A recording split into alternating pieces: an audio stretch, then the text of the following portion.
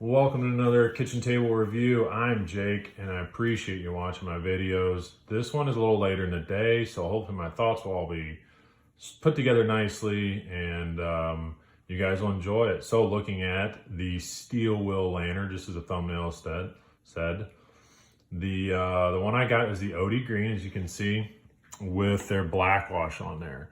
I really do like their black wash quite well. I think they do a really good job on it, and they don't seem to wear off very easy. I'm sure over time it will, but I've got a couple others like that, and they hold up pretty nice. They hold up pretty nice. Not too much billboarding. I don't mind what they do. It's small. You can see on this side just the model name, the maker name, and the designer name, and the model number, and the fact that it is D2. They use all D2 in this line. They're kind of budget lines, so you have D2 and G10.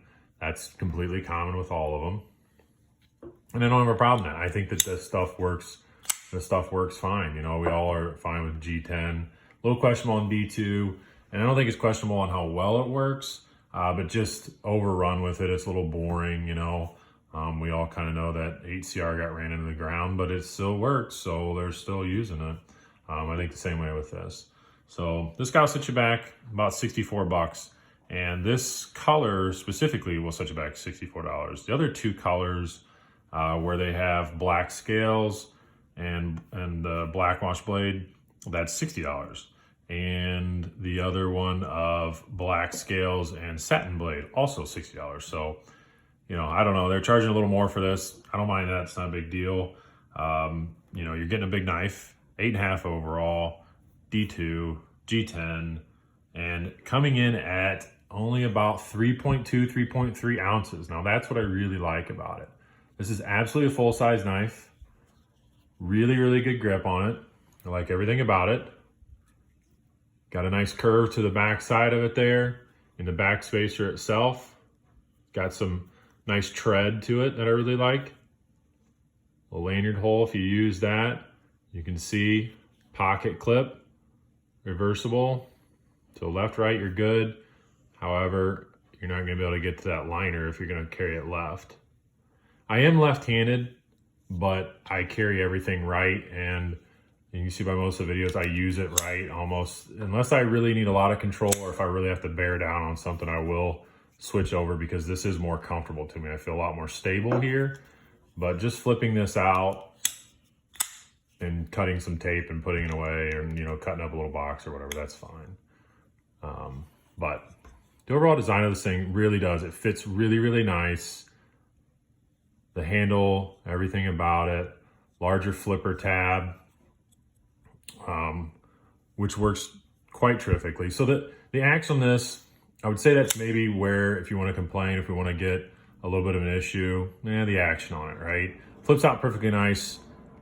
Everything there is fine. Nice, good thwack to it. But, you know, nothing about this is going to be drop shut. You're not going to shake this thing, and, you know, it's just manual. And I don't have a problem in that. I do not one bit have a problem in that.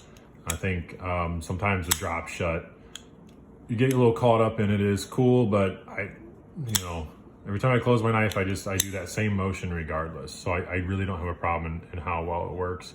Some people might get hung up on it, and that's perfectly fine. That's why we do these reviews, so you can kind of point out different things you like or don't like. Pocket clip for the hardware, I've always sort of just said these pocket clips are definitely on the level of meh. They're fine. They're nothing fancy. I would like to see a deep carry, but that's just an aesthetics thing. This works fine. I've mentioned before on these, usually I take and bend this down a little bit, just so, this one I have not yet, but I'm going to bend that tip down just a little bit because I've had that get caught on a few things. Bend it down a little bit, and then I don't have a problem with it at all. Screws aren't recessed, but that's okay.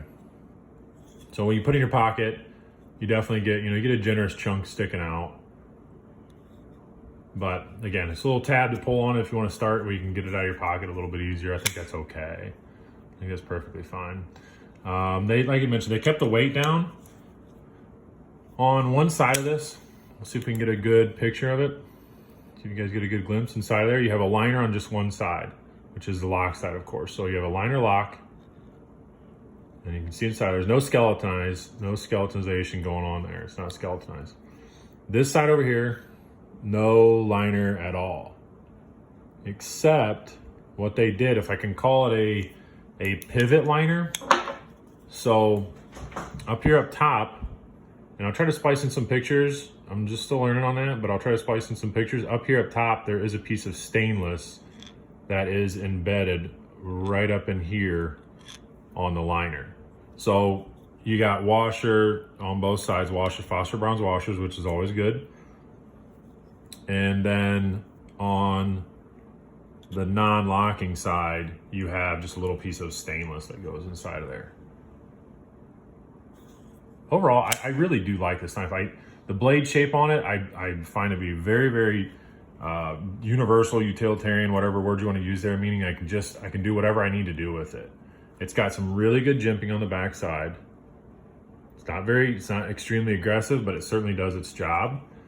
You've got a full grip off of it, or you can choke up using the choil. And right next to the little bit of thumb ramp that they have where the jimping is, they have this little valley, and then you're going off into a clip point, drop point, whatever you want to call it. But right here, you can choke up on it. Your thumb will rest right inside of there. I mean, to me, this is just an outdoors knife. I think this is a good camping knife. I would absolutely rely on this to do a lot of things. The D2, I know you can get, it's not high on the rust resistant, but I've never had an issue with them. But I think this is a good outdoors knife. I might take this next time I go hunting. It fits in your hands well. No hot spots. Really, really good ergos off of it. I love the color. I love the design.